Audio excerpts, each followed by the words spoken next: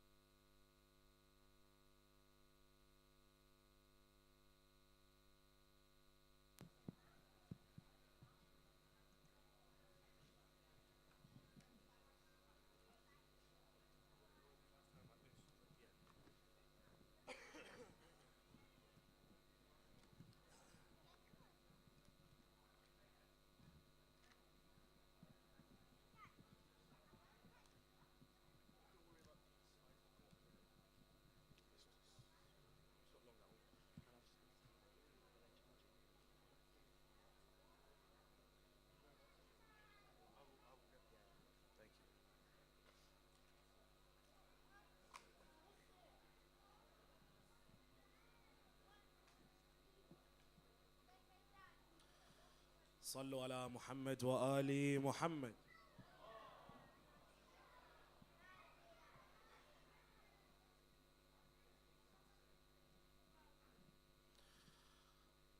أعوذ بالله من الشيطان الرجيم.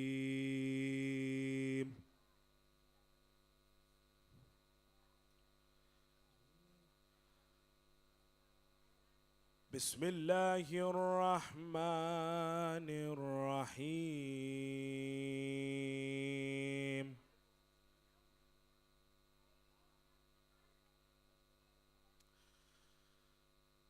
إذا السماء انشقت وأذنت لربها وحقت وإذا الأرض مدت وألقت ما فيها وتخلت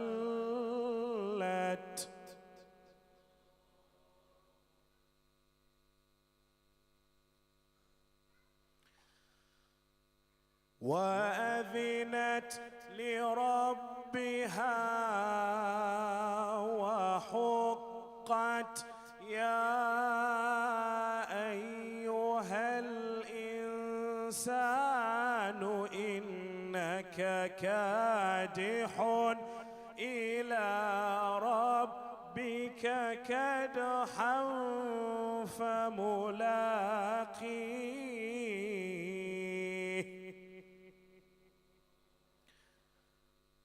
فأما من أوتي كتابه بيمينه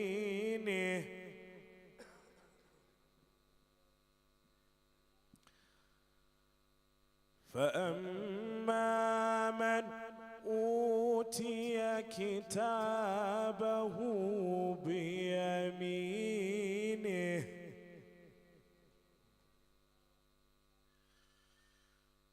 فأما من أوتي كتابه بيمينه فسوف يحاسب حسابا يسيرا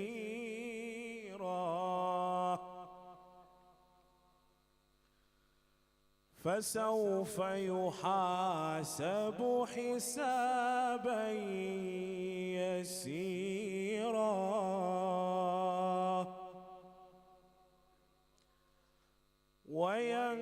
وينقلب إلى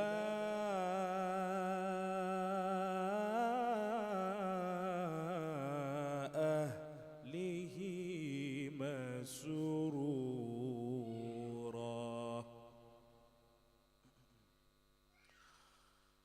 الله أكبر. بسم الله الرحمن الرحيم. إنا أعطيناك الكوثر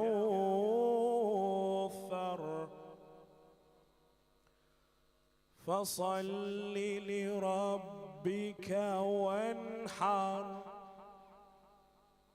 فصل لربك وانحر إن شانئك هو الأبتر. صدق الله العلي العظيم. اللهم صل وسلم على رسول الله وآله الأطهار. على رسول الله وآله الأطهار. صلوا على محمد وآل محمد.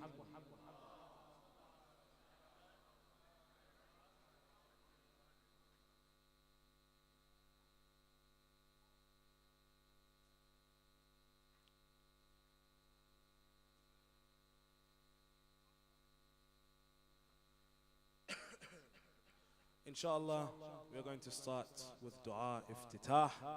Before I begin, please recite another loud salat ala Muhammad wa Ali Muhammad.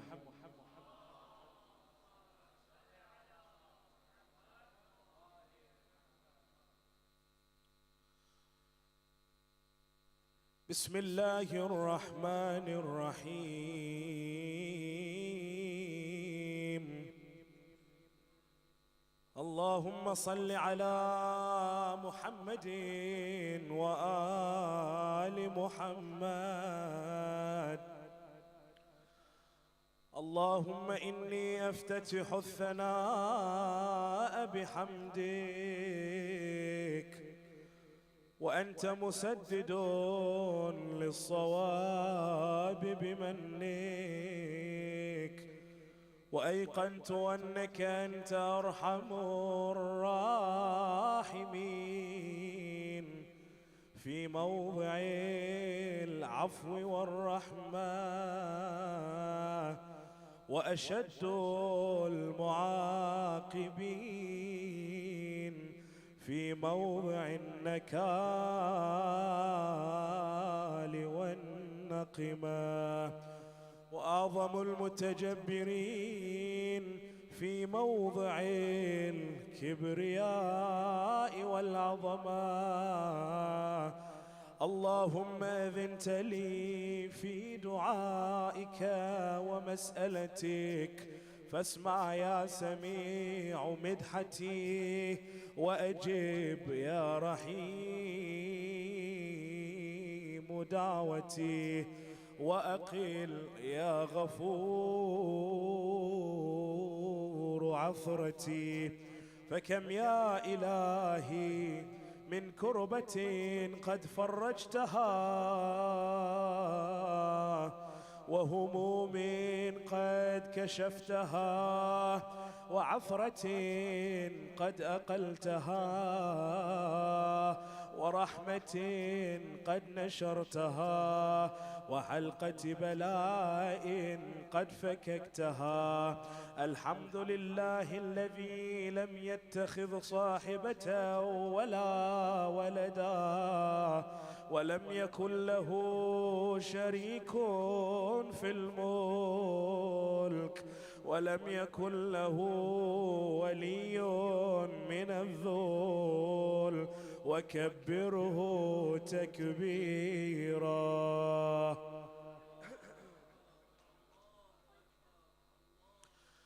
الحمد لله بجميع محامده كلها على جميع نعمه كلها. الحمد لله الذي لا مضاد له في ملكه ولا منازع له في أمره. الحمد لله الذي لا شريك له في خلقه ولا شبيه له في عظمته. الحمد لله الفاشي في الخلق أمره وحمده، الظاهر بالكرم مجده، الباسط بالجود يداه، الذي لا تنقص خزائنه ولا تزيده كثرة العطاء إلا جودا وكرما. إنه هو العزيز الوهاب. اللهم إني أسألك قليلا من كثير، مع حاجة بي إليه عظيمة، وغناك عنه قديم، وهو عندي كثير، وهو عليك سهل يسير. اللهم إن عفوك عن ذنبي وتجاوزك عن خطيئتي وصفحك عن ظلمي وسترك على قبيح عملي وحلمك عن كثير جرمي عندما كان من خطئي وعمدي أطمعني في أن أسألك ما لا أستوجب منك الذي رزقتني من رحمتك وأريتني من قدرتك وعرفتني من إجابتك فصرت أدعوك آمنا وأسألك مستانسا لا خائفا ولا وجلا مدلا عليك فيما قصدت فيه إليك فإن أبطأ عني عتبت بجهلي عليك ولعل الذي أبطأ عني هو خير لي لعلمك بعاقبة الأمور فلم أر مولا كريما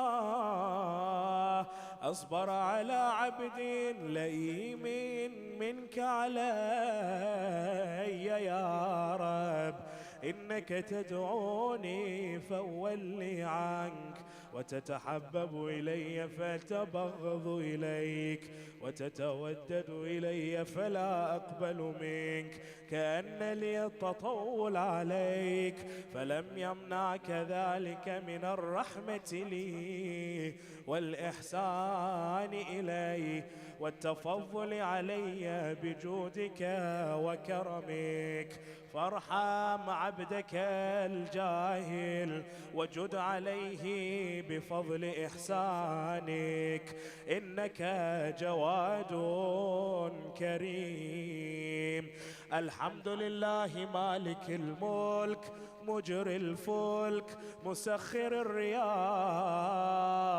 فالق الإصباح ديان الدين رب العالمين الحمد لله على حلمه بعد علمه والحمد لله على عفوه بعد قدرته والحمد لله على طول أناته في غضبه وهو قادر على ما يريد الحمد لله خالق الخلق باسط الرزق فالق الإصباح ذي الجلال والإكرام والفضل والإنعام الذي بعد فلا يرى وقرب فشهد النجوى تبارك وتعالى الحمد لله الذي ليس له منازع يعادله ولا شبيه يشاكله ولا ظهير يعاضده قهر بعزته الأعزاء وتواضع لعظمته العظماء فبلغ بقدرته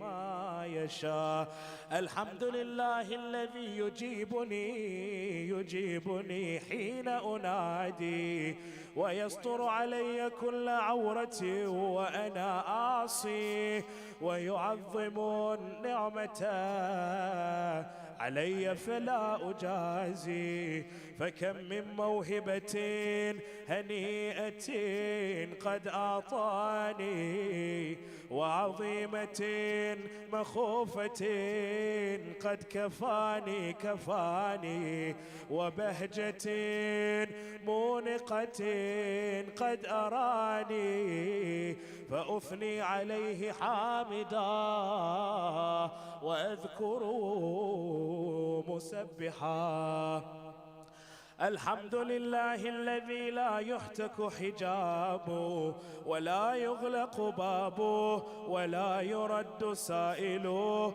ولا يخيب آمله. الحمد لله الذي يؤمن الخائفين وينجي الصالحين ويرفع المستضعفين ويضع المستكبرين ويهلك ملوكا ويستخلف آخرين. والحمد لله قاصم الجبارين مبير الظالمين مدرك الهاربين نكال الظالمين صريخ المستصرخين موضع حاجات الطالبين معتمد المؤمنين. الحمد لله الذي من خشيته ترعد السماء وسكانها وترجف الأرض وعمارها وتموج البحار ومن يسبح في غمراتها. الحمد لله الذي هدانا لهذا وما كنا لنهتدي لولا أن هدانا الله. الحمد لله الذي يخلق ولم يخلق ويرزق ولا يرزق ويطعم ولا يطعم ويميت الأحياء ويحيي الموتى وهو حي لا يموت بيده الخير وهو على كل شيء قدير. اللهم صل على محمد عبدك ورسولك وأمينك وصفيك وحبيبك وخيرتك من خلقك وحافظ سرك ومبلغ رسالاتك أفضل وأحسن وأجمل وأكمل وأزكى وأنمى وأطيب وأطهر وأسنى وأكثر ما صليت وباركت وترحمت وتحننت وسلمت على أحد من عبادك وأنبيائك ورسلك وصفوتك وأهل الكرامة عليك من خلقك. اللهم وصل على علي أمير المؤمنين ووصي رسول رب العالمين عبدك ووليك وأخي رسولك وحجتك على خلقك وآيتك الكبرى والنبأ العظيم. وصل على الصديقة الطاهرة فاطمة سيدة نساء العالمين. وصل على سبطي الرحمة وإمامي الهدى الحسن والحسين سيدي شباب أهل الجنة. وصل على أئمة المسلمين علي بن الحسين ومحمد بن علي وجعفر بن محمد وموسى بن جعفر وعلي بن موسى ومحمد وعلي بن محمد والحسن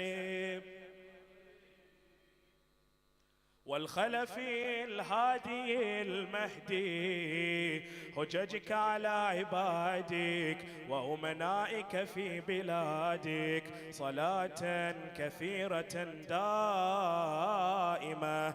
اللهم وصل على ولي أمرك القائم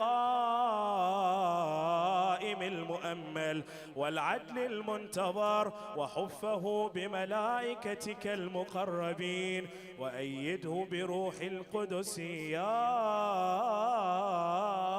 رب العالمين.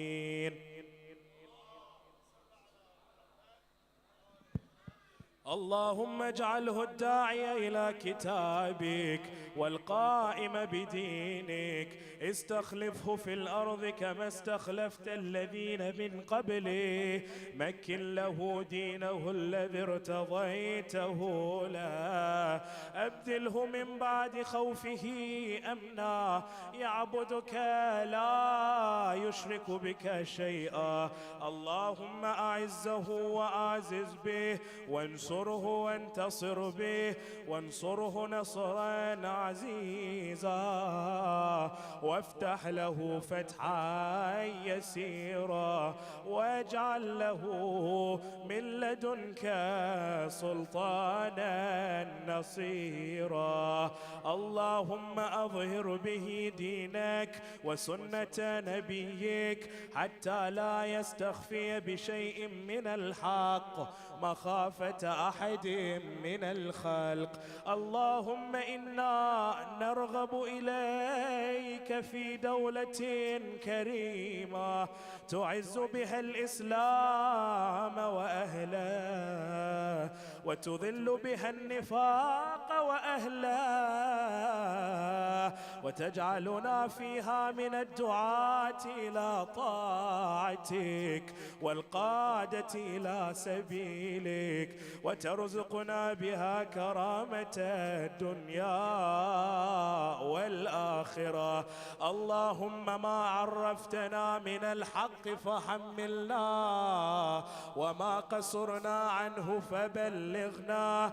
اللهم المم به شعثنا، واشعب به صدعنا، وارتق به فتقنا، وكثر به قلتنا، وأعزز به ذلتنا، وأغن به عائلنا، واقض به عن مغرمنا، واجبر به فقرنا، وسد به خلتنا، ويسر به عسرنا، وبيض به وجوهنا، وفك به أسرنا، وأنجح به طلبتنا، وأنجز به مواعيدنا، واستجب به دعوتنا، واعطنا به سؤلنا، وبلغنا به من الدنيا والآخرة آمالنا،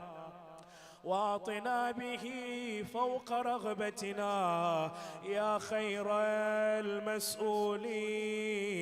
المسؤولين وأوسع المعطين. اشف به صدورنا، وأذهب به غيظ قلوبنا، واهدنا به لما اختلف فيه من الحق بإذنك، إنك تهدي من تشاء إلى صراط مستقيم. وانصرنا به على عدوك وعدونا إله الحق. آمين. اللهم إنا نشكو إليك فقد نبينا صلواتك عليه وآله، وغيبة ولينا، وكثرة عدونا، وقلة عددنا، وشدة الفتن بنا، وتظاهر الزمان علينا. فصل على محمد وآله، وأعنا على ذلك بفتح منك تعجل، وبذر تكشف، ونصر تعز، وسلطان حق تظهر، ورحمة منك تجللناها، وعافية منك تلبسناها، برحمتك يا أرحم الراحمين. وصلى اللهم على سيدنا ونبينا محمد وآل بيته الطيبين الطاهرين.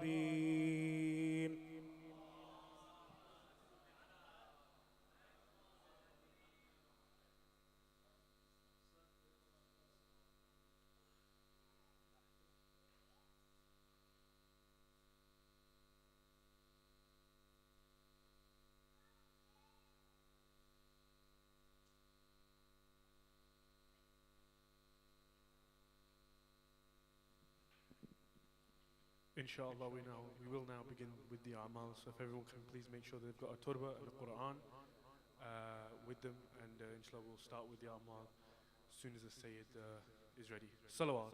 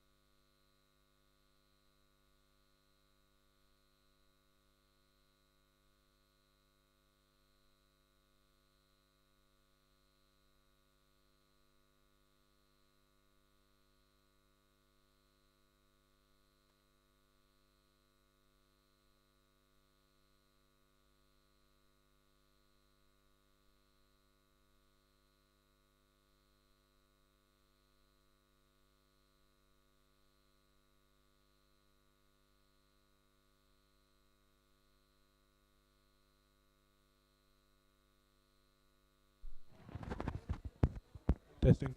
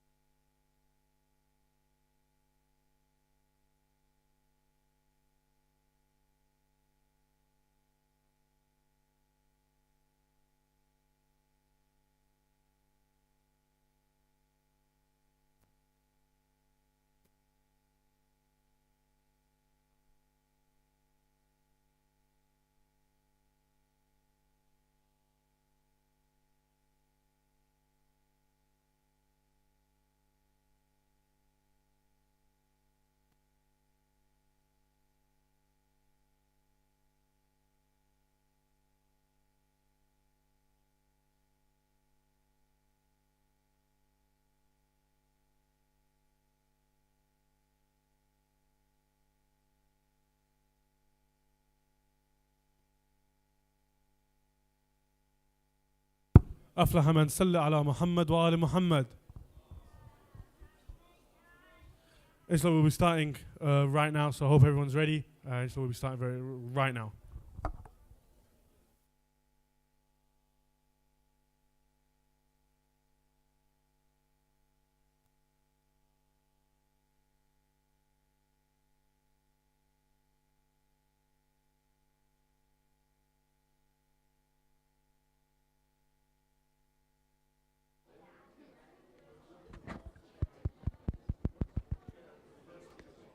Brilliant. No, that's right. Yeah. No, thank you very much.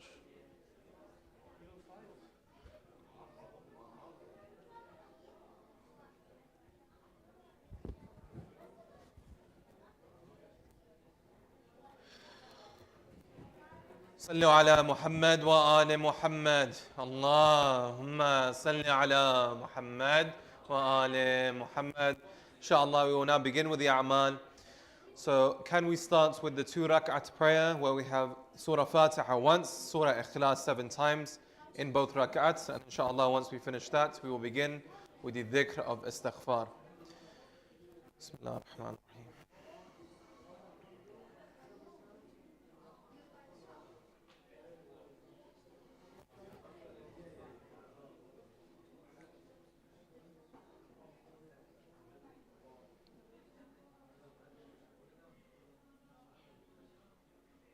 Allah. Bismillah ar-Rahman ar-Rahim.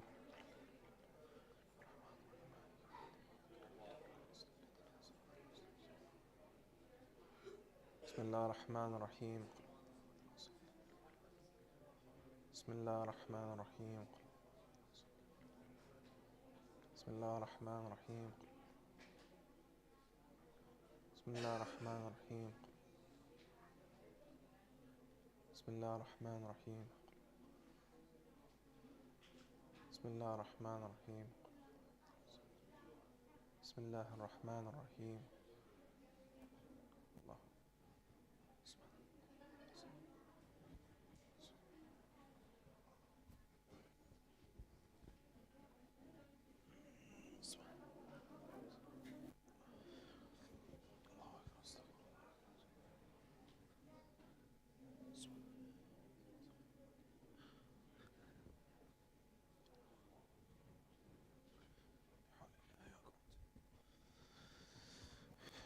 Bismillah ar-Rahman ar-Rahim.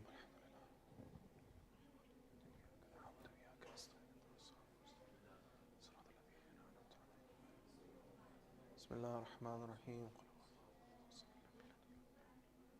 Bismillah ar-Rahman ar-Rahim.